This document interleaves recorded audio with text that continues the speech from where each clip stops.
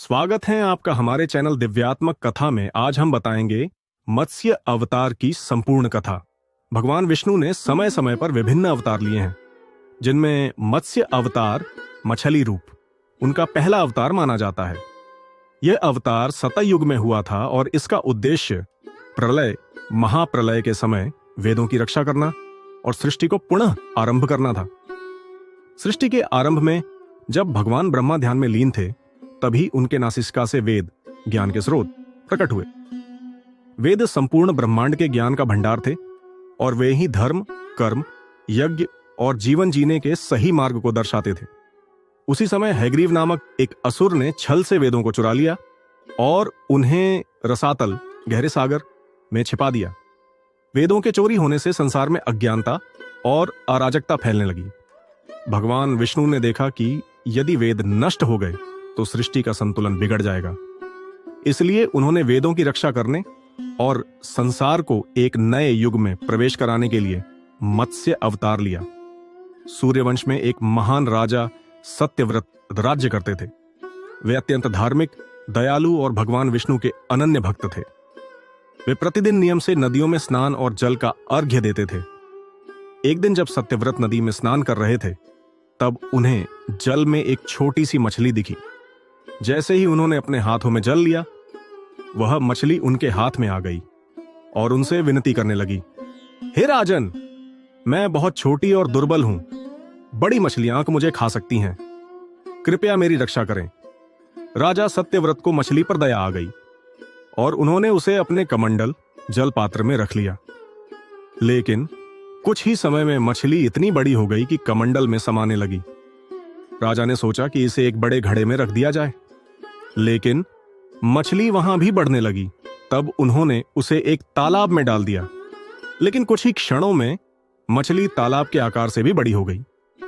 यह देखकर राजा सत्यव्रत ने उसे एक बड़ी झील में छोड़ दिया, लेकिन मछली वहां भी बढ़ती रही। फिर राजा ने उसे समुद्र में डालने का निश्चय किया, लेकिन मछली वहां भी इतनी विशाल हो गई कि उसने समूचे समुद्र को भर दिया। अब सत्यव्रत को समझ में आ गया कि यह कोई साधारण मछली नहीं है। उन्होंने श्रद्धा से हाथ जोड़कर प्रार्थना की, हे प्रभु, आप कौन हैं? कृपया मुझे अपना वास्तविक स्वरूप दिखाएं। तब भगवान विष्णु ने अपने मत्स्य रूप में प्रकट होकर कहा, हे सत्यव्रत, मैं विष्णु हूं। कुछ ही दिनों में एक महाप्रलय आएगा, जिसमें पृथ्वी पूरी तरह जलमग्न हो जाएगी। केवल तुम और कुछ अर्षगण इस प्रलय से बचोगे। तुम एक विशाल नौका, जहाज तैयार करो और उसमें जीवों के बीज, 7 आर्षि, औषधियां और वेदों को लेकर बैठो। जब प्रलय आएगा तो मैं मत्स्य रूप में आकर इस नौका का संचालन करूंगा। राजा सत्यव्रत ने भगवान विष्णु की आज्ञा का पालन किया और एक विशाल नौका, जहाज का निर्माण करवाया। कुछ ही समय बाद महाप्रलय आरंभ हो गया। पूरे पृथ्वी पर घनघोर बारिश होने लगी। समुद्रों का जलस्तर बढ़ने लगा और धीरे धीरे पूरी पृथ्वी जलमग्न हो गई। सारा जीवन समाप्त होने लगा और केवल सत्यव्रत व सप्तऋषियों की नौका ही जल पर तैर रही थी। इसी समय भगवान विष्णु ने विशाल मत्स्य, मछली रूप धारण किया। उन्होंने नौका को अपने सींग से बांध लिया और शेषनाग की सहायता से उसे सुरक्षित स्थान तक ले गए।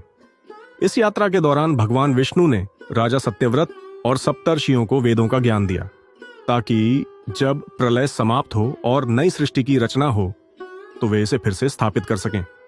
प्रलय समाप्त होने के बाद भगवान विष्णु ने हयग्रीव असुर का वध किया और वेदों को पुनः प्राप्त कर लिया। उन्होंने वेदों को ब्रह्मा जी को सौंप दिया, जिससे सृष्टि की पुनः रचना संभव हुई। मत्स्य अवतार का महत्व कुछ इस प्रकार है। वेदों की रक्षा। इस अवतार में भगवान विष्णु ने वेदों की रक्षा करके ज्ञान को पुनः स्थापित किया। धर्म की पुनर्स्थापना। राजा सत्यव्रत को धर्म और वेदों का ज्ञान देकर अगली सृष्टि के लिए तैयार किया। प्रलय और पुनर्सृजन। यह कथा हमें बताती है कि हर विनाश के बाद पुनर्निर्माण संभव है। सतयुग की महान घटना। यह अवतार सतयुग में हुआ था और यह दर्शाता है कि सत्य और भक्ति से भगवान को पाया जा सकता है। संक्षिप्त निष्कर्ष। मत्स्य अवतार में भगवान विष्णु ने हयग्रीव असुर से वेदों की रक्षा की।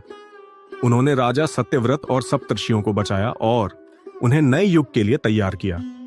महाप्रलय के दौरान उन्होंने एक विशाल नौका का संचालन किया और सृष्टि को पुनः बसाने का कार्य किया।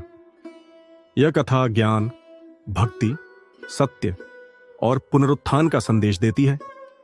इस प्रकार मत्स्य अवतार भगवान विष्णु का पहला अवतार था, जिसने संसार को अज्ञानता से बचाकर वेदों का ज्ञान पुनः स्थापित किया। अगर आपको यह कथा पसंद आई है तो आप हमारे चैनल को लाइक, शेयर और सब्सक्राइब करें।